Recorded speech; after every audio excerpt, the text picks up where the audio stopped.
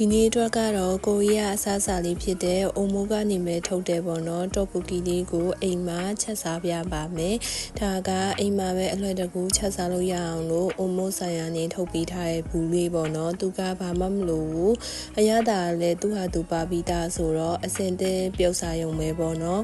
အဲဆိုရင်တော့အိုမိုးဘူးလေးကိုဖောက်မယ်အတွင်းထဲမှာအဲ့လိုမျိုးငရုတ်သီးလိုမျိုးအမှုန့်လေးပေါ့နော်အားလေးပါရဲ့ပြီးရင်စံချောင်းလေးပါရဲ့ပြီးရင်တော့ငါးသားပြား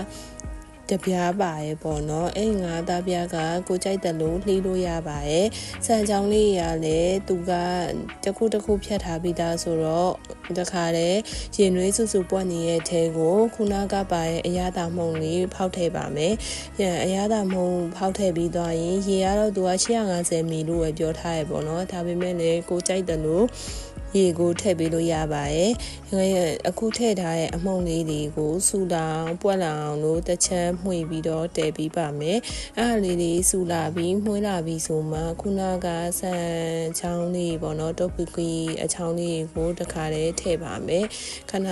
တဲကိုအဖုံးလေးကိုအုပ်ပြီးတော့တည်ထားရင်လည်းရပါတယ်။ပြီးသွားရင်တော့ခုနကပြောတဲ့တော့ပူကီချောင်းလေးရဲ့ငါးသားပြားချောင်းလေးရဲ့ကိုပွက်နေတဲ့အိုးလေးတွေကိုတစ်ခါတည်းထည့်ပါမယ်။